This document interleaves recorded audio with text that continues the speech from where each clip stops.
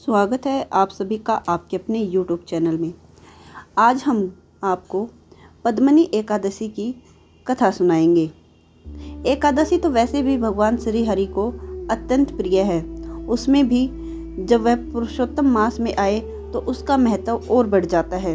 दूसरा कारण यह है कि अत्यंत मंगलमय यह एकादशी प्रत्येक वर्ष में नहीं आती, परंतु हर 32 मास के बाद जो अधिक मास आता है उसी में आती है।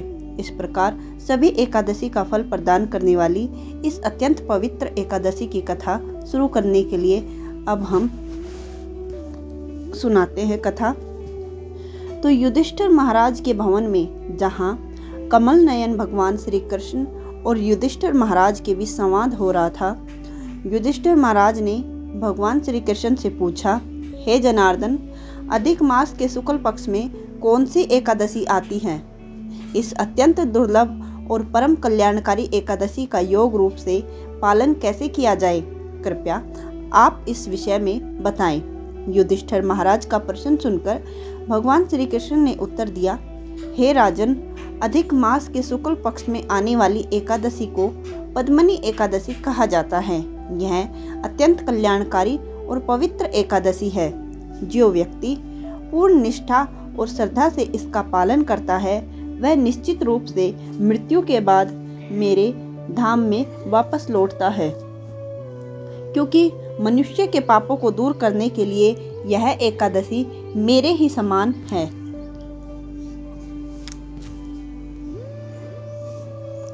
यहाँ तक कि चतुर्मुख वाले ब्रह्मा जी भी इस एकादशी का संपूर्ण गुणगान नहीं कर पाते। इस प्रकार भगवान श्री कृष्ण ने युधिष्ठिर महाराज को पद्मनी एकादशी की यह कथा कह सुनाई, जो कि एक समय पर पुलस्त्य मुनि ने नारद मुनि को सुनाई थी। यह एक ऐसे समय की बात है जब पुलस्त्य मुनि का नारद मुनि के साथ संवाद हो रहा था। इस दौरान पुलस्त्य मुनि ने कहा, एक समय पर मैंने दशानन रावण को कृतवीर्य अर्जुन की कैद से मुक्त करवाया था। यह सुनकर नारद मुनि को अत्यंत आश्चर्य हुआ और उन्होंने पूछा, हे ऋषिवर, रावण तो अत्यंत शक्तिशाली था और उसने तो इंद्र जैसे देवताओं को भी परास्त कर दिया था, तो फिर कृतवीर्य अर्जुन उसे कैसे परास्त कर पाया? इस प्रश्न के उत्तर में पुलस्त्य मुनि ने एक कथा सुनाई, जो कि इस प्रकार है। त्रेता युग में राजवंश में कृतवीर्य नाम का एक महान राजा हुआ था। उसकी राजधानी महिष्मती थी और उस राजा की 1000 रानियां थीं। राजा कृतवीर्य इन सभी रानियों से एक समान प्रेम करता था, लेकिन दुर्भाग्य से किसी भी रानी से उसे एक भी संतान प्राप्त नहीं हो पाई थी।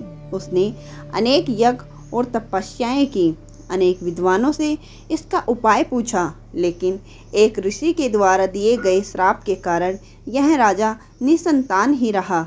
एक दिन अपनी इस दुर्दशा के ऊपर विचार करते हुए राजा ने दृढ़ निश्चय किया कि अब वह जंगल में जाकर घोर तपस्या करेगा, और यह सोचकर राजा ने अपने राज्य कुशल मंत्रियों को सौंप दिया और स्वयं मुनि का वेश धारण करके जंगल में तपस्या करने के लिए चले गए। उसी समय इस राजा की एक रानी वहां आई। यह रानी अत्यंत शीलवान और गुणवान थी। उसका जन्म इक्ष्वाकु कुल में हुआ था और वह राजा हरिश्चंद्र की पुत्री थी। उसका नाम था पद्मावती। उसने अपने पति का इस प्रकार जंगल में तपस्या के लिए जाते हुए देख और उसने सोचा कि मैं एक पतिव्रता स्त्री हूँ, इसलिए मेरे पति के पद चिन्हों का अनुसरण करना ही मेरा एकमात्र कर्तव्य है। इस प्रकार सोचकर वह भी अपने राजसी आभूषणों और वस्त्रों को त्याग कर राजा के साथ जंगल में चली गई। राजा कृतवीर्य ने गंधमादन पर्वत पर पहुंचकर 10,000 सालों तक भगवान श्री विष्णु की घोर तपस्या की आराधना की, लेकिन फिर भी उसका कोई परिणाम प्राप्त नहीं हुआ।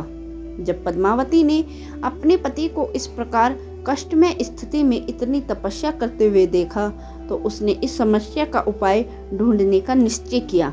इसके लिए पद्मावती सीधे सती अनुसुईया के पास गई।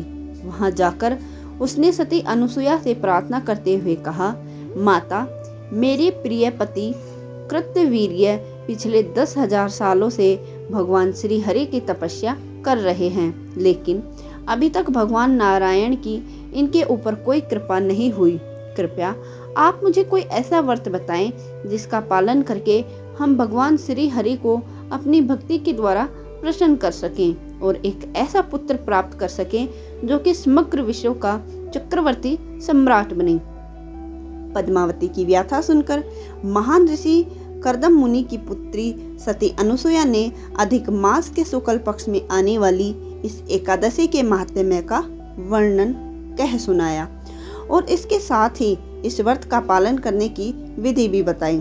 पद्मावती ने इन आदेशों का यथारूप पालन किया और इस एकादशी के दिन संपूर्ण निर्जल रहकर उसने पूरी रात जागरण किया और भगवान श्री हरि के पवित्र नाम का जाप और कीर्तन किया।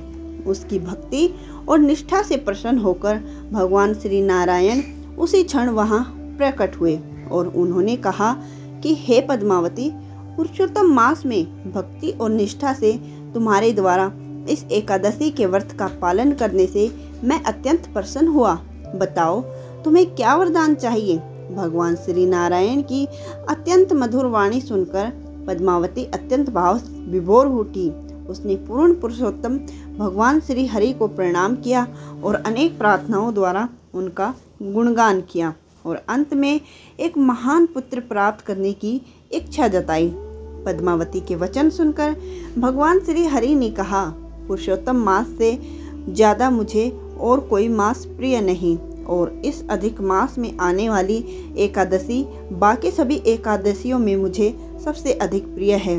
इस एकादशी के दिन श्रद्धा पूर्वक संपूर्ण उपवास करके तुमने मुझे अत्यंत प्रसन्न किया है, इसलिए तुम्हारी इच्छा अवश्य पूर्ण होगी।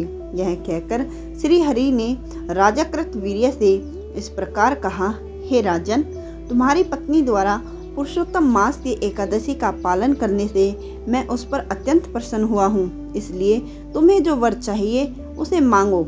यह सुनकर राजा अत्यंत प्रसन्न हुआ और उसने भगवान से प्रार्थना करते हुए कहा कि हे ब्रह्मांड, हे परम पिता, हे मधुसूदन, कृपया मुझे ऐसा वरदान दे कि मैं एक ऐसा पुत्र प्राप्त करूं जिसे कोई भी देवता, मनुष्य, असुर, दानव या अन्य जीव युद्ध में परास्त न कर पाए, जिसे केवल आप ही परास्त करें। भगवान श्री हरि ने उसी क्षण तथास्तु कहा और वहां से अदृश्य हो गए। राजा कृतवीर्य अपनी पत्नी पद्मावती से अत्यंत प्रसन्न हुआ। कुछ समय बाद रानी पद्मावती ने एक तेजस्वी पुत्र को जन्म दिया जिसका नाम कृतवीर्य अर्जुन पड़ा। तीनों लोकों में यह एक तेजस्वी राजा बना जिसे भगवान श्री नारायण के सिवा कोई भी हरा नहीं पाया। उसकी माता पद्मावती द्वारा की गई तपस्या और भक्ति के कारण कृतवीर्य अर्जुन 10 शिष्य वाले अत्यंत शक्तिशाली रावण को भी युद्ध में परास्त कर पाया। तो इस बार आने वाली एकादशी पर आपकी भक्ति में कोई कमी न रह जाए, इसलिए हमने एक एकादशी आपको ये कथा सुना दी है।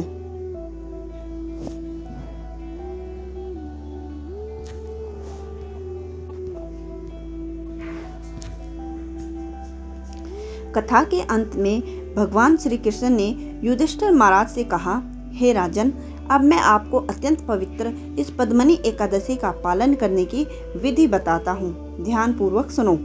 जो व्यक्ति पूर्ण निष्ठा और भक्ति से एक एकादशी का पालन करना चाहता है, उसे दशमी के दिन से मात्र एक समय भोजन लेना चाहिए। इसके उपरांत दशमी के दिन उड़द दाल, पालक, चने, मधु और समुद्री नमक का उपयोग नहीं करना चाहिए। जमीन पर सोना चाहिए और ब्रह्मचर्य का पालन करना चाहिए। दूसरे दिन यानी एकादशी को सुबह ब्रह्मा मुहूर्त में उठकर पवित्र नदी के जल में स्नान करना चाहिए और शिवम को स्वच्छ बनाकर भगवान के पवित्र नामों का जाप करना चाहिए। उसके पश्चात भगवान के श्री विग्रहों का अभिषेक और श्रृंगार करके पूजा करनी चाहिए। उसके बाद अपनी क्षमता के अनुसार धूप, दीप, गंध, कपूर, सुगंधित पुष्प आदि का श्री हरि के चरणों में अर्पित करना चाहिए और अंत में आरती करनी चाहिए। इस विशेष अवसर पर मनुष्य को भगवान के समक्ष उनके दिव्य नाम का कीर्तन और नृत्य करना चाहिए। इस दिन व्यक्ति को झूठ नहीं बोलना चाहिए और भौतिक चर्चाओं में संलग्न नहीं होना चाहिए। किसी भी परिस्थिति में अन्न, दाल, चावल ग्रहण नहीं करने चाहिए। मनुष्य अपनी क्षमता के अनुसार इस व्रत का पालन संपूर्ण निर्जल रहकर या जल तथा फलों के साथ कर सकता है।